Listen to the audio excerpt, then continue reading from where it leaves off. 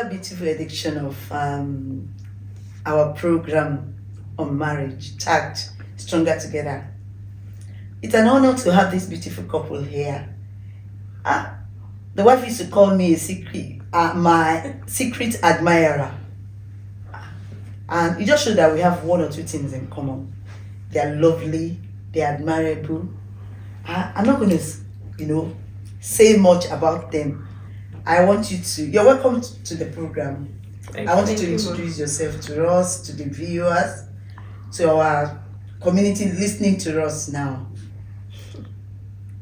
All right, thank you so much, ma'am, and thank you for having us here. Thank you, ma'am. My name is Johnson, and here with me is my beautiful wife, Adebola, and we are glad to be here.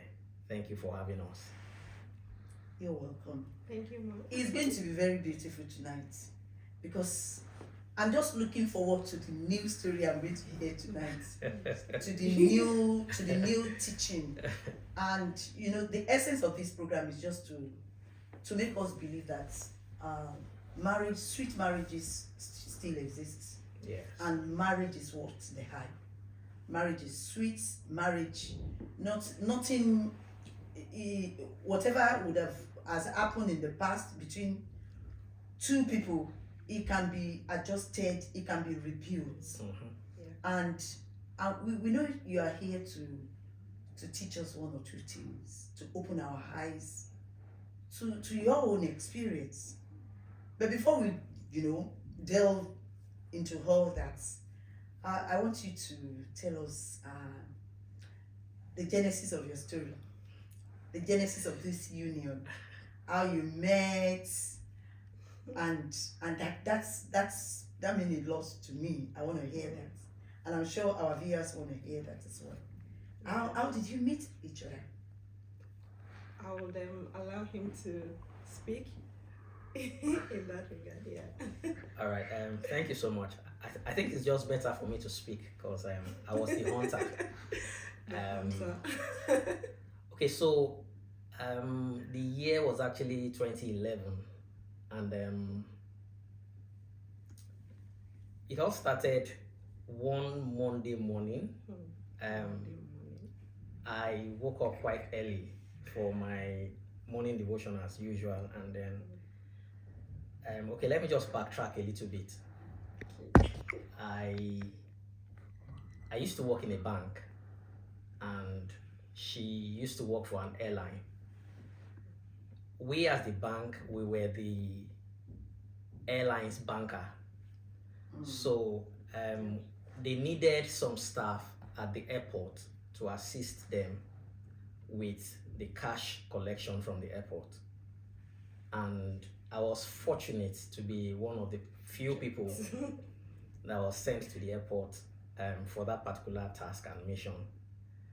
And then she just joined not too long. I think I saw her about once or twice, and I was like, who is this fine babe that was because she would always talk in, and she was looking so smart. So the first day I got to actually hear one of our colleagues call her.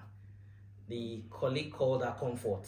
I was like, no, I don't like this name Comfort because my mom had a tailor then who was Comfort, and the experience was not comforting at all. So that name threw me off.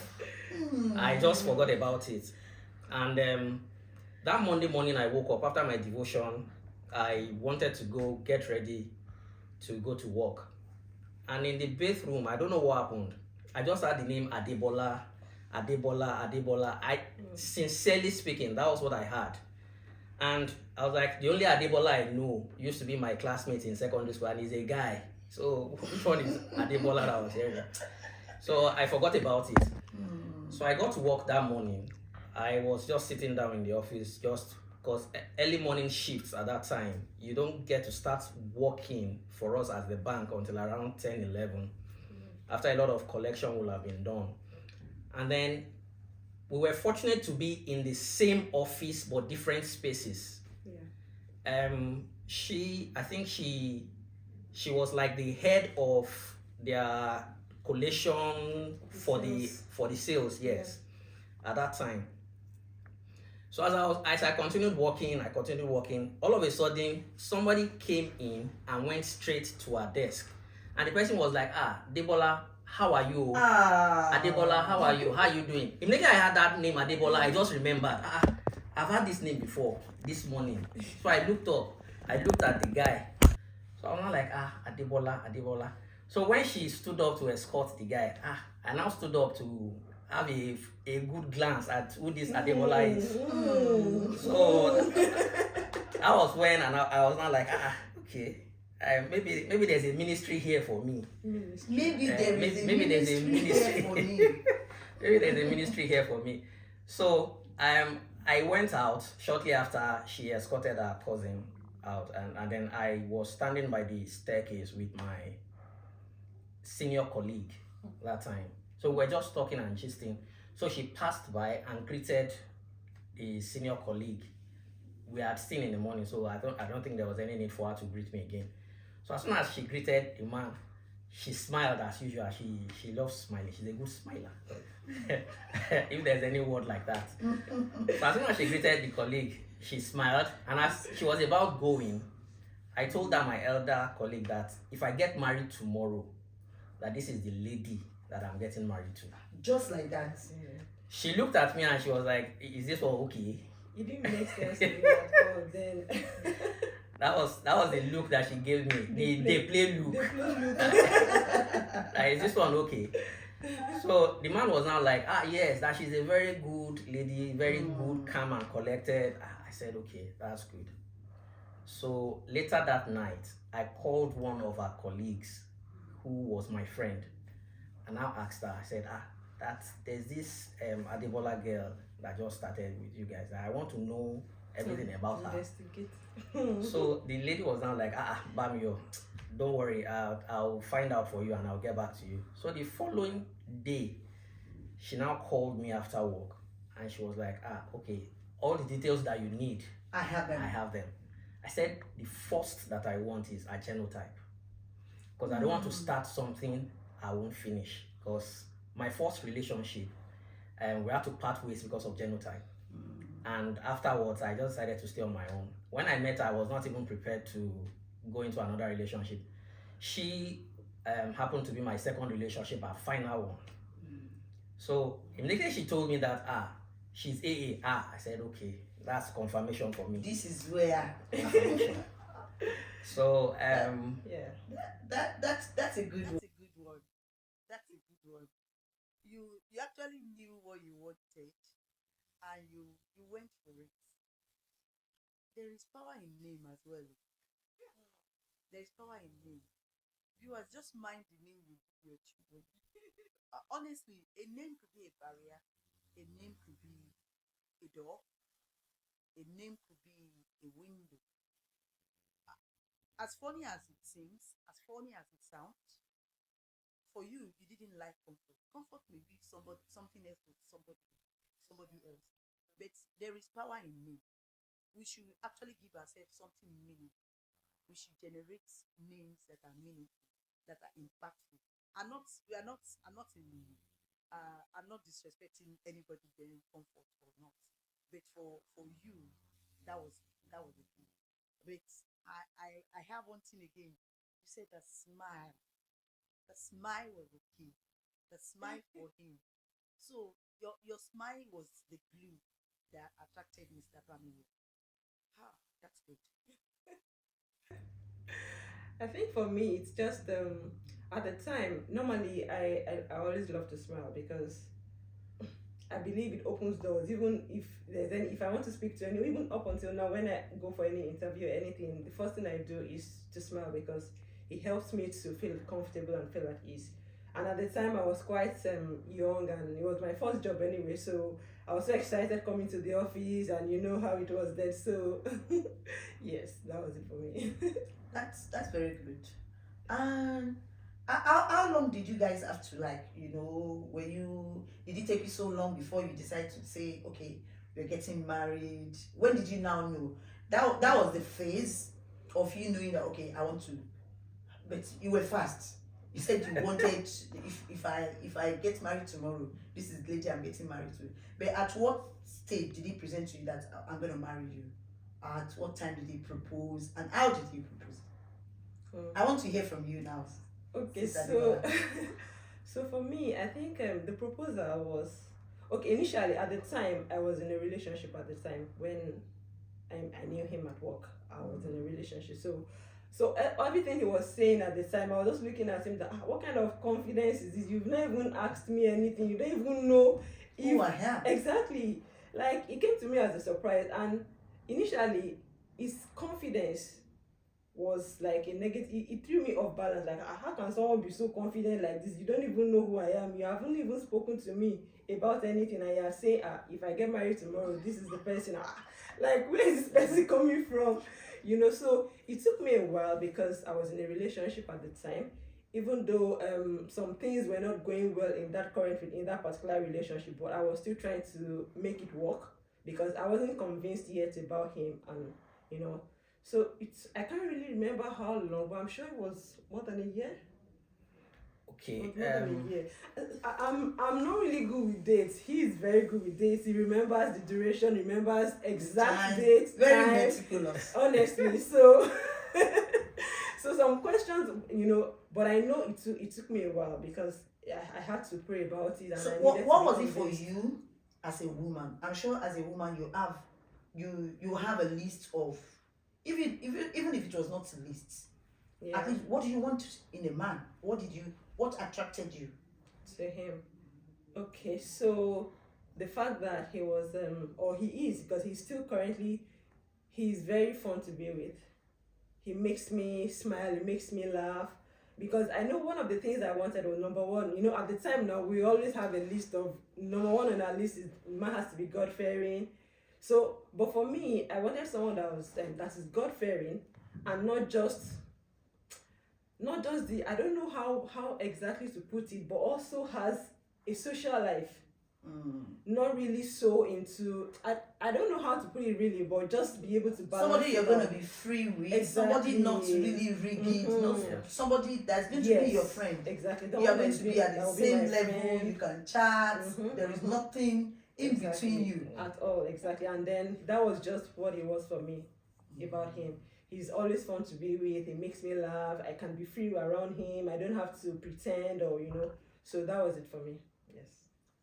So the valued here for me as well is that don't marry somebody that's you cannot live with. Don't marry somebody you cannot like relate with. Because it's good. This is somebody you're gonna be with for the rest of your life. Why? It's good to think about the future, not the present. The future, even though at times you see the future, a bit of the future in the present, and that's really amazing for me. So how did Mr. Bamiyo propose to you? Did he take you somewhere to Dubai, or was it at the airport, or was it within the banking, or were you not particular about No. propose? I wasn't Proposal. actually particular about the location, the environment, because for me it was all about the heart, which I saw that in him, and I wasn't really particular about the location or anything. But one thing I remember was that the first engagement ring he gave me was not my size. I don't know how that happened. But yes, I think it was Shoprite. yes, really. it was a Shoprite, because I know we went out on the very day, and yes. Okay, so- are you telling us that he proposed at Shoprite, or he bought his ring from Shoprite? No, he bought the ring already, so he proposed to me at Shoprite. We went out to eat. Okay, Yes. okay. Or were you the only one there? Was it? I think we had just finished eating. It was just outside. We're eating at I can't really remember the name of the restaurant, but somewhere in ShopRite. So we had finished eating, and then he just brought it out and then went on his knees. But at the time he now put the ring on my finger, I discovered it wasn't my size. Brother Mio, that's a funny one, viewers. And this is the first time I'm going to be hearing this. he bought an oversized ring. Oh, did you not do your homework very well? Let's just say Oversized ring. the oversized ring came as a result of being overzealous. Because I wanted it sharp. Okay, she said when I met her, she was in a relationship. What happened was I kept applying pressure, and after like the third month, she gave me a number. And as soon as she gave me a number, that was when this. So it took, sorry to cut you in. It took you a while to get a number. She didn't give me a number. She didn't even take me as this one is even serious at all. But anytime I got to work, I'll just go to her desk, greet her. Sometimes she won't even raise up her head to look at me, and I'll just be like, you last, you will still be Mrs. Johnson. So when she finally gave me a phone number after like 3 months, that was when MTN was being extra cool. Yeah. She did not know. I sent her a request. She added me. As soon as I saw that she had added me, I was like, thank God. Okay, so nice. That was how I started my own night vigil. With her. And then I think basically women appreciate a present man. And that was one of my strengths. I was not always physically present because the nature of our jobs, we usually worked different shifts at some times. But I had men on ground that would buy food, go and give it to her, buy drinks, go and give it to her. Every single day. To the extent that she became embarrassed in her office. Our colleagues were looking forward to the person that will bring food this time around. Once it's Monday morning, I'd set out the money for the week that I was going to spend on her for her lunch. So after a while, I think she had no choice, and as God will have it, the other relationship too scattered. So I was the shoulder for her to lean on and cry on, and as I was comforting her like her name, I was actually comforting her at that time. God ministered to her, and then she decided that okay, let's just give it a try. I don't even know. I think one of the things that put her off was the fact that I wasn't Yoruba. She knew that it was going to be a very big hurdle, especially with her mom, that this guy is not Yoruba. It's beginning to get hotter now, but I want to take you back, Mr. Bamiyo. Even though that's not really what I really want to dwell on tonight, but you were particular about a genocide. I think that happened to me when I was in a particular relationship for about 6 years, and at the end of the day, I had finished in nursing school, and the person was like, I want to marry you, and he followed me home. The first thing my father asked me was, what's your genotype like? And he said, I'm AS. And all the while, for a waste of like 6 or 4 or 5 years, I had thought that he was AA, and he wasn't AA. It was in the presence of my late father, and he was a laboratory, scientist. He was particular about that, and he just told me, I'm AS. And my dad was like, I'm sorry, you can't marry my daughter. Bidemi was suffering. Bidemi is AS. And that was hard. I don't think it's something we should disregard. If it comes to you in the peak of your relationship, I think it's better to have a halt, to stop, and to have another way about it. If it comes out that for you not to really go into that, and you get married before knowing that, it's a different thing. But if you know, I think the issue of genotype is not something that we should actually disregard. For me, I was in a profession and in a career, a profession that actually I liked that. I wouldn't say I didn't know about it. I knew about it.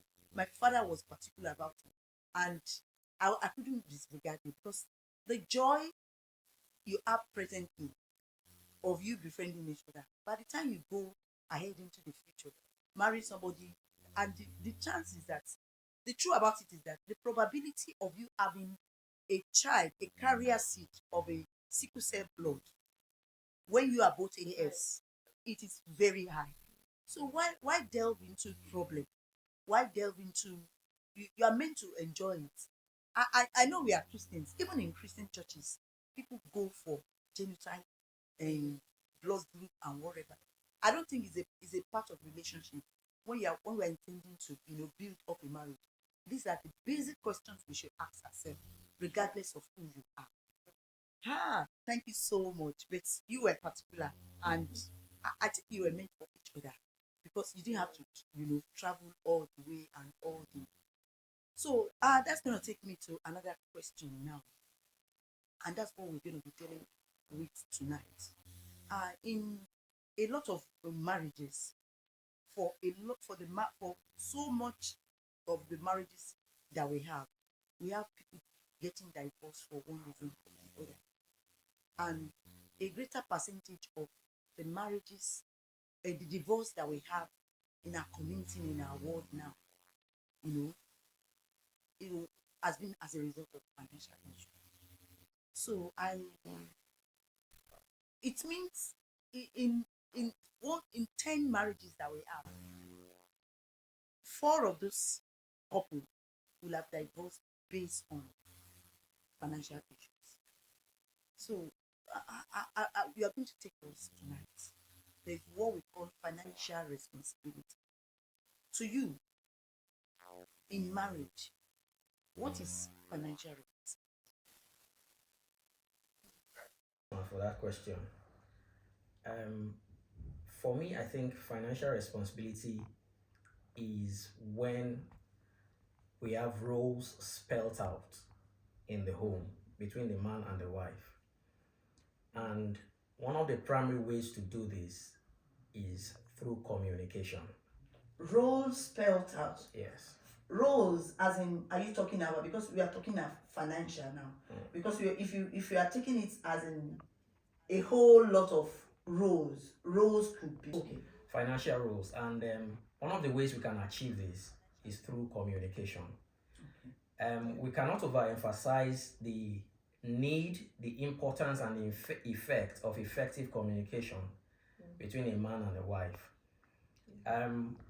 Growing up or coming into this marriage, for me, I think we had things spelt out in the home at that time or till now. While we were back in Nigeria, I told my wife that if anything has to do with bulk purchases in the house, by God's grace, you can leave that to me. So when we talk about house rent, we talk about school fees, we talk about the servicing of the car, we talk about the fueling of the car, leave that to me. And then the feeding. You pick that on your home. Yes. Yeah. And the feeding of the home. Tell me how much we're going to spend on feeding. How much we'll be spending on feeding on a monthly basis. Yeah. And I'll give you 3/4 of that. You still foot as well. Okay, so I think I learned this from my dad.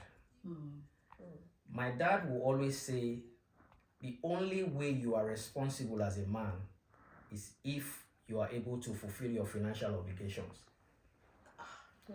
So I remember growing up, if there was no food in our house, which never happened, but if there was no food in our house, just go into my parents' room, carry their mattress up, you will find a bag of rice there. As long as there's rice. My dad will tell you that as long as there is rice in the house, there is food. Because there is no way you will make rice that the family or the children will not be able to eat it. So that had taught me a sense of responsibility that in my home, we need to actually define our roles. Now, these are things that couples actually overlook. A lot of couples don't go into the communication aspect, especially when it has to do with finances. It is not about delegating or relinquishing your role as a man by providing for your family. the woman can come in to support, but you need to have a communication as to what she needs to actually support you with, or the roles or responsibilities or duties you need her to pick up in the family. I'm going to pick up in the family. I'm going to cut you, Rabbi, and I'm going to highlight what you have actually picked. You see, when we train our children, when we bring them up, we are the mirror that our children read. We are the Bible that they look. We are the Bible that they read. Rabbi has been able to tell us now that one of those values, one of those attributes that he's using in his marriage, were things done, were foundation laid by his father. His father had always made sure that there were food, in the house. They never lacked anything. So he had seen that. So when you bring up your children, if it's fighting, if it's lacking, if it's being abusive, you are indirectly teaching somebody's husband. You are indirectly teaching somebody's wife. And for me, that's a very, very big lesson. And he said something. He said communicate. Before touching, before kissing, there are some basic things that we should actually, they are the basics of they are the four cornerstones of the building of our marriage. They oftentimes I don't even want you to take me out. I don't even want you to take me on holidays while you are dating me. So what are the values? What are the visions? What are those things that want me to make, that you want to show me, that makes you a man? It's not about you flaunting even money for me. What the values you are able to lay down for me show to me that you are responsible as a man. That's just it. And that's who a man is. A man, we're not talking about the masculinity, the muscle, the parts that you are able to exhibit to us. That doesn't make you a man. It's not even about what you are able to flaunt that you do, but what we can see you do. I respect you as a man, Brother Neo, and I want to hear your own part of it. How do you see somebody being responsible financially in the home? Okay, thank you very much, Ma. So for me, someone being financially responsible in the home is it's basically showing me the vision. So if as a head of the home, I need to know, okay, so this is the vision of our home, this is where we are working towards, this is the financial goals that we have. Then I will now know, then we walk through it together as to how we can best actualize the goals we have set. So, but like you rightly said, everything boils down to communication. If there is no communication, I won't even know, okay, so it's like, this is where we are going. How do I know where we are going if you don't communicate with me? So that communication is very, very important. And for him, he has been doing really well in that communication aspect, because if I don't even know the goals we have set, if I don't know how the goals and everything, I would need to know how to support as a wife. So he's been doing that really well. Communication is something, though sometimes we have some communication breakdown along the way, because I won't say it's like all green. There are times we usually there's break in communication, but at the point when we realize, what as a result of what, when you say there is a break in communication, you have made us to know that all at times it's not like you are not open to communicate to each other, but there are times that things doesn't just go well, maybe work or something, being overwhelmed. We think that comes up. Yes, it comes up. Thank you so much. Yes, for me, if you say you are responsible, for me, I'm gonna say that it is your own ability to be able to carry out your duty before you are told. That's responsibility. Ability to be able to do I'm a mother. I know my role as a mother. If you don't know the essence of a thing, you're going to abuse it. You know your role, you identify your role, and before you are told, you are able to say, okay, the rent is due. Your wife should not come all the way telling you about the rent is due. You should not go to your wife and say, there's no food in the house. You should. So being responsible is your ability to know your duty, to pick up to your duty before you are told. That's going to take us to another very common, struggle with couples. With couples, a lot of couples will say, my money is my money, and your money is our money. Has there been struggle with this?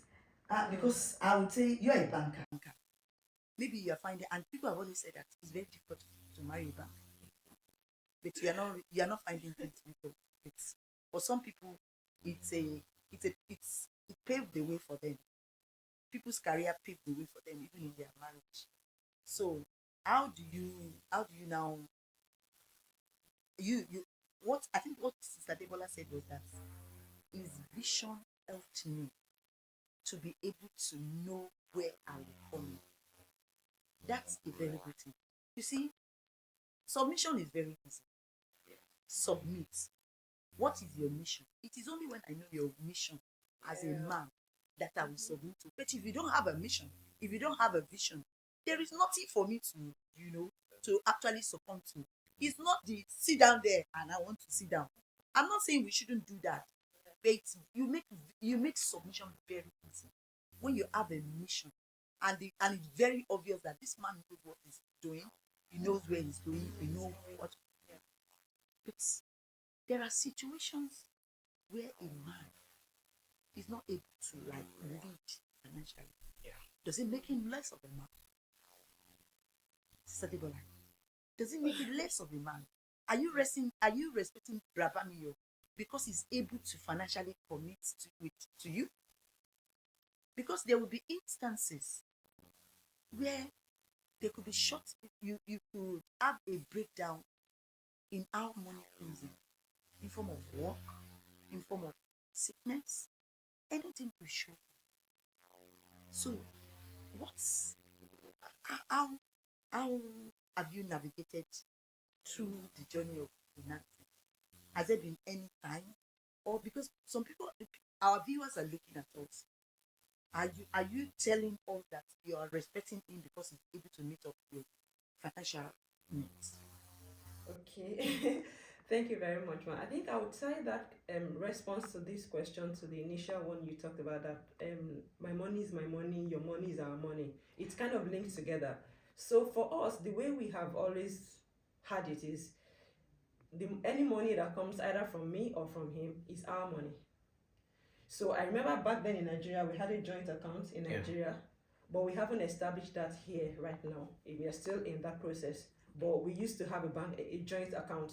So any income that comes from me or from him, there's a certain amount which we have programmed that goes into that joint account. Automatically when you receive your salary? Yes. Okay. That has always been how it's been. So at those times, anytime, I'm not respecting him because he's able to provide financially, but I'm respecting him because I see him as the head of the home, irrespective of the finances. And me knowing that there's a financial goal we have already set, and there's a vision that we are both working towards. So it's not about the fact that he's able to provide right now. At the time, if there's ever a time that he's not able to provide, I believe that any money that comes either from me or from any source of income or from any business that I'm doing, it both goes into running the home together as a family, because I don't see myself alone. I see us together as a team. So irrespective of whether it's flowing from my side or from his side, we are working together as a team when it comes to financial commitments and every other thing. So it's not about wherever income it's coming from, either from me or from him. It's all going together to the same, like we are all working together. Both of us are working together as a team. So yeah. Thank you so much. For some people, I don't know why, I don't know whether it's a cultural thing. For in this part of the world that we are not in Africa, we are in Europe. They don't, they come up with things like 50-50. You understand? It means when it comes to housing, taking responsibility, funding the house, the family, we do it equal. I contribute 50% of the quota, and you contribute 50 as well. But I think it's a cultural thing. We lay so much responsibility on the man that the man has to pay all the bills. How can you just throw light on this for us? Because some people just believe that the man, that's what makes you a man. as an African person, if you are able. And that's where the angles the ladies comes from, by saying that your money is our money, my money is my money. You should just go ahead. So what lesson should we put out there to couples watching us, looking at, listening to this program now, or maybe in such financial mess or struggle? Okay. Thank you so much, ma. Let me just take us back a little bit. When we got married, our salary was about 10,000 naira more than mine. 10,000 more. More than mine when we got married. And this still takes me back to communication. The Bible says we should draw the vision, write the vision down, make it plain, so that those who see it can run by it. If there is no vision, it will be very difficult for you to get a woman that will follow you. Now, what I explained earlier about taking up roles and responsibilities, I do not mean that for 100% of times I was financially very buoyant to carry out all those responsibilities. But when you have a vision and a woman says that this man is trying, it will be so easy for you to approach her, or for her to even come and tell you, let me pick it up from here. Let me assist with so and so bills at this time. So that's where the issue of transparency comes in. Exactly. Yeah. A lot of us, we hide under because if you get transparent, you actually, it pays you off. It's gonna really affect you.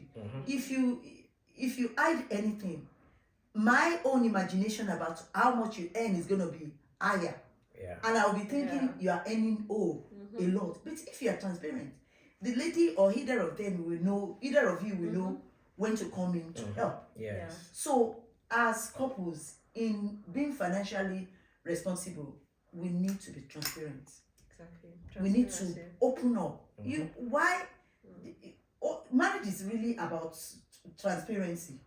If you are not transparent, we don't get to. That's how much, to the extent we're going to love each other.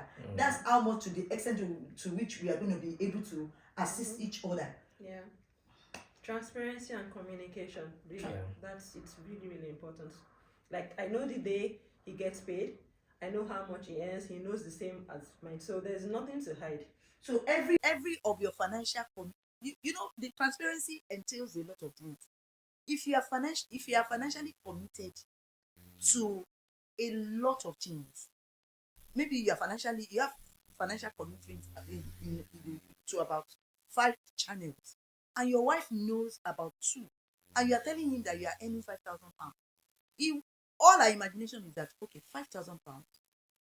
By the time you earn 5,000 pounds, you should have 3,000 pounds left. Meanwhile, you have hidden commitments that your partner does not know about. Then she will not know when to come. She will expect so much from you that will even almost crumble you. It takes openness to build a home. It does. And I pray God will just, open our eyes to see that there is nothing hidden. It's just about 2 people being naked to each other and not being ashamed.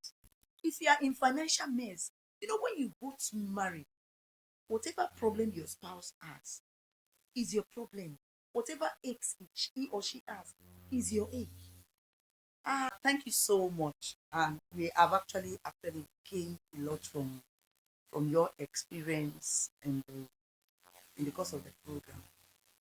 I still want us to actually dwell so much on this being financially responsible. I know there are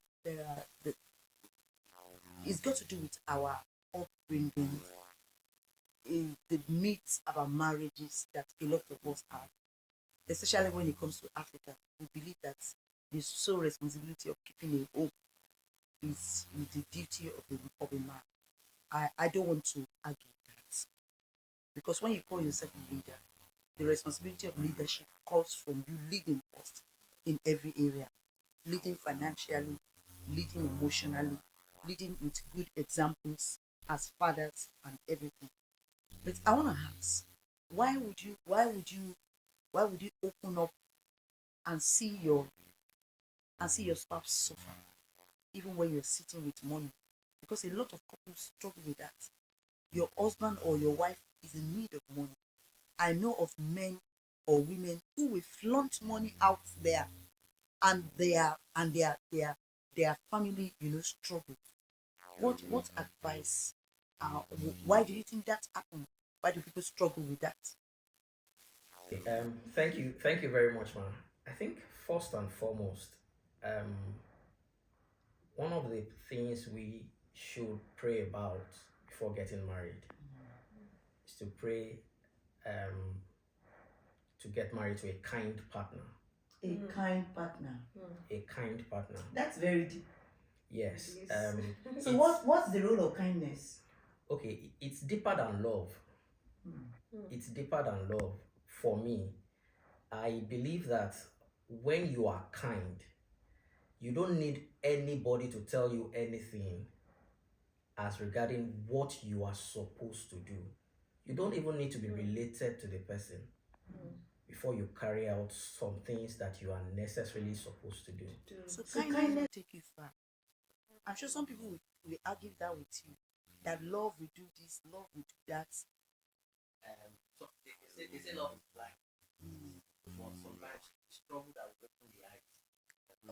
Of course, we've seen people who were in love, and at the peak of everything, you see two people that said they were in love and never will go further. You see them chasing themselves with guns and knife and everything based on love. I'm not saying love is not important, but the key thing is kindness will prompt you to take action.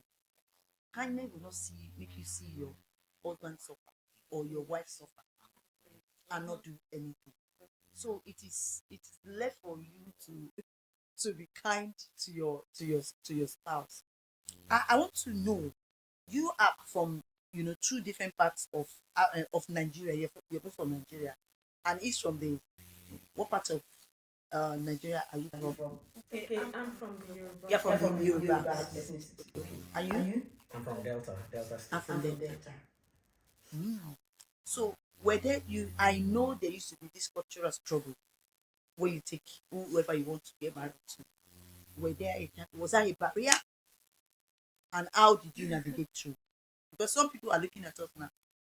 One is from Sokoto, and I know I knew what my father told me when I was going to get married. He actually gave me the landmark of where to go and where not to go. But what has love got to do with the barriers? Did you have any struggle? You are from the Delta, and she's a Yoruba. Let me just start by saying that a man with a dream cannot be denied. If you have a dream, it will be hard for you to be stopped. Stop it. When we started dating, and she told me that this state of origin stuff will be an issue, especially with my mom. I was not like, okay, tell me more about your mom. She told me she's a very cultural person. Yes, traditional Yoruba woman. I said, if that's the problem, I don't see any problem in that, because you, the Yoruba woman, self, I'm the one that will speak Yoruba to you. You don't speak Yoruba to me. More Yoruba than I do. And by the special grace of God, I know a lot of proverbs. So on the day I was supposed to meet the mom, you don't approach your in-laws without a gift.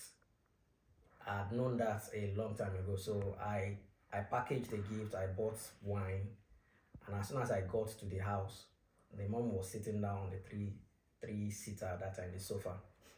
I just prostrated and greeted her straight in Yoruba. She was taken aback. She was shocked. I could see that from her. So she sat down and she greeted me back in English. And then she wanted to continue conversations in English. but I wasn't having that. You were As she was speaking English, I was speaking Yoruba to her. As she was speaking English, I was speaking Yoruba. At the point, she was like, why are you confusing me? Where are you from? So I think that was what actually broke the barrier between myself and my mother-in-law, and she was now like, that this one even understands Yoruba more than the Yoruba speaking people. I was actually born in Ilorin. I was brought up in Ilorin, so I was privileged to speak Yoruba growing up, and then I think that was it for us. That was it for me. It was the fact that he could speak Yoruba very well, and there was no barrier in communication. So I think that was it for, because initially I also had the fear. I knew that no, this was not going to work, because I know my mom. But immediately she found out that this is even like, it's more like a so what you emphasized then was the issue of communication. Yes. That was going to be a kind of barrier. Yes. I think language could be a barrier, but love will override a lot of things. Like you said, you gave us one. What is it? A man with a dream cannot be denied. It cannot be denied. And I think his dream, helped him, and he was passionate about his dream. And at times presentation matters. Yeah. True. First impression lasts long. You don't go to, for every act, for every step you take. Even it's not. Don't say because you're going to your in-laws. You don't know whether the next person in the bus is your in-law.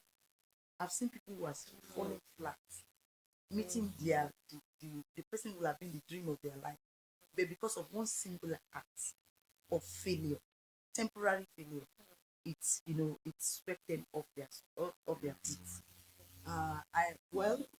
We are getting closer to the end now. I know you've gone. How long are you in your marriage now? 12 years. You'll be 12 years, so you're over a decade. I know people say that at times the hormone level that triggers love get to lower down. I obviously, like, I'm looking at you, I know you both are still in love. And number one, if you're not in love, you're not going to get love. Over the years, what has helped you to keep the pace of love going? How do you set out time for love? How do you still keep loving? Like you. Is your love still like you? Like when you started? More than. So what do you do that? Because some people at 5 they stop. They get stuck because it's a journey. Marriage is a journey. That's why we must be mindful of the people you take along in that journey. And in the journey, you're going to be thirsty. In the journey, you're going to have flat tire. In the journey, all those things that you never envisaged will come up. So the person on the journey of marriage matters with you. It matters how long it takes you to get to your destination, how enjoyable the journey is going to be. So what has kept you going? And how do you set out time for one another? Okay, maybe I should start and you can. Yeah. Okay, so I think for me it's about intentionality, because things happen, life, so many responsibilities come on. Sometimes we also, okay, so there are different things we do. I will take it from when we were back in Nigeria. We used to set out a day every week to eat out as much as we could. So those are, because we wanted to create the avenue for just us to be together. Maybe during the holidays we take the kids to my sister's place, or they go. So we usually, and we are always intentional about, especially when the children are on holidays, to have that time to bond together. So it's about the intentionality. Sometimes we also sit back, and there are times I will just call him and I'm like, okay, so let's have a form of retrospective in quotes. How far have I gone? Is there anything that I'm doing that you don't like, that you want me to change? So you can have this whole house filled with money. If you don't set out time, being intentional about your bonding time together, money doesn't. A lot of people say women like money. You see people who even still cry with house filled with money, and there is nothing really to revive their relationship, to nurture. You see, whatever you don't nurture dies. So it's just you. It's about you. You know, being intentional about watering the flower of your marriage, having time for one another. It's not the children's time. Your own time as a couple to bond out together. Set time to go out, maybe once in a week. It depends on what works in your family. It might not work in another person's family.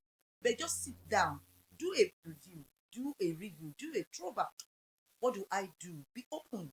You could leave me, you could ask yourself, am I doing well in sex? What do you like? How do you want your sex served? How do you want your love served? How do you want your food served? How do you want your clothes served? Some people, you think you are loving them, but you are not really loving them. To you, you feel that's what you do. At times, you need to make it they call it being centered approach. The person you're not you're showing love, let her dictate first, because you're giving her something. But what if she doesn't like it? I know of couples who have complained, she always buy me this and I don't like it, and I've always told them, you need to pretend like you like it. But there are times you should be open, you should give yourself the opportunity. What do you like? What kind of food do you like? My husband will tell me, Bidem, you don't say because you like this, I will like it. You don't know that I don't like it. So there are times we should ask ourselves, Yeah. how do you want your love served? Yeah. How do you want me to talk to love you? How do you want me to love you? To love like you. in my line of business, there's a way. In my line of profession, rather, there's a way we always want to say what is value to the user. So at that point, we could ask a question: what is love to my spouse? What I see as love might not be what he sees as love. So I want to understand. So, Sister Bamiyo, Sister Debola, what do you see as love? What I see as love is attention, Attention, quality time. quality time, Yes, that's what I see. That ranks it for me, and then he knows. attention, quality time. Yeah. So you know when you don't have quality time with her. Yes. You know when you're not giving her attention. Yes. I think one of the things we should also know is that assumption is actually one of the lowest forms of knowledge. Don't assume that your wife understands your current situation. Don't assume that she sees what you're going through and she should understand with you. That's also where communication comes in. Yeah. For us, I think there were times we'll just be like, okay, today, irrespective of what is going on, irrespective of the number of tasks that we are watching a movie together. Yeah. And we are doing it with a bottle of wine. Mm. Some other times it could be both of us in the kitchen cooking together. Yeah.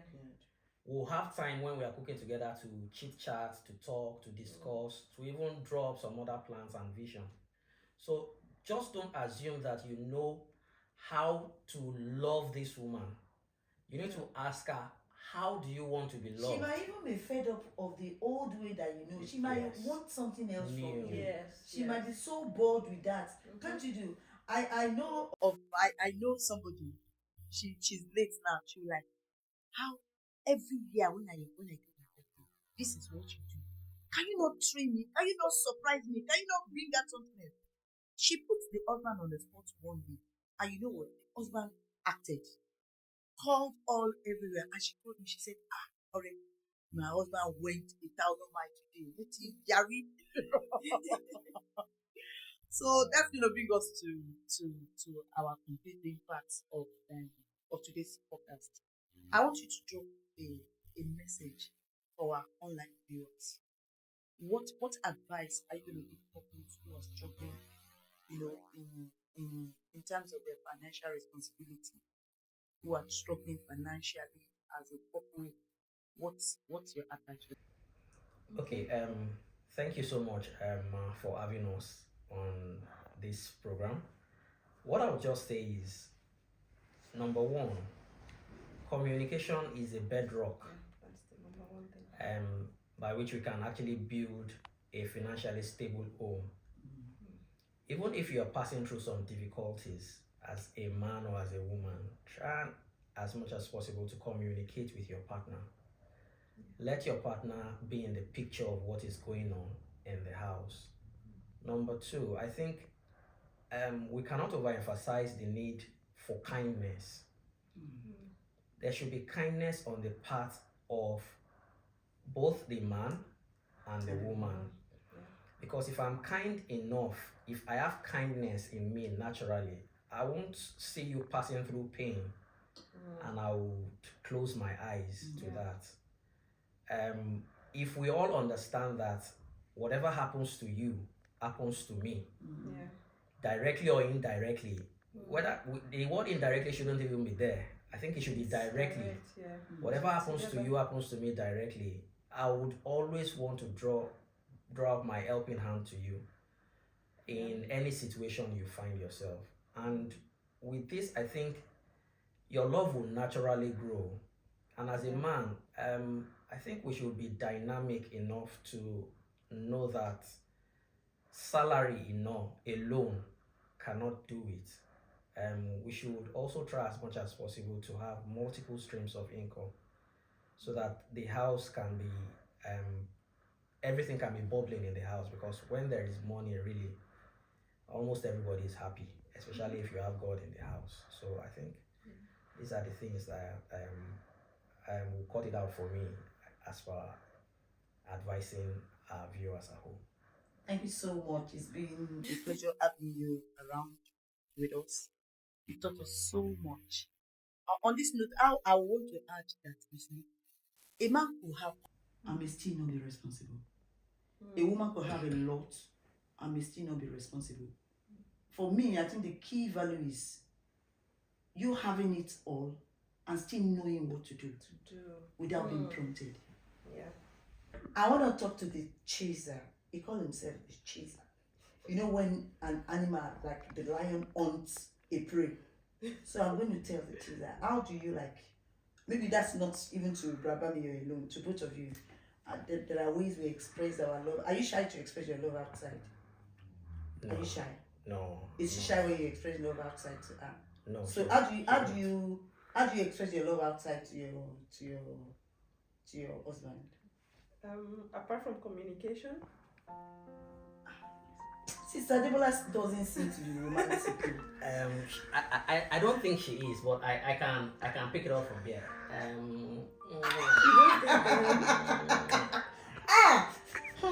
This episode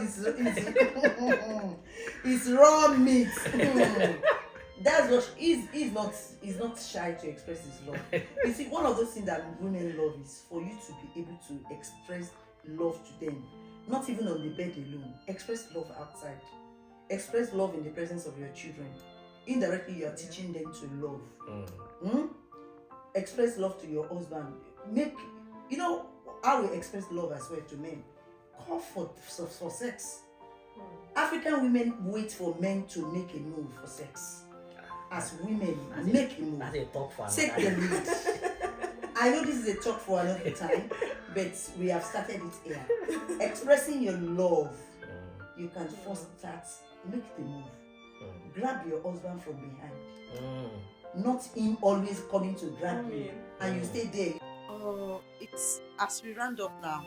I want to say thank you so much for coming. It's been amazing, having you here, and we can't really say a big thank you enough. But we have a token just to show our gratitude from the team Stronger Together. We present you this. Thank you so much. Thank you.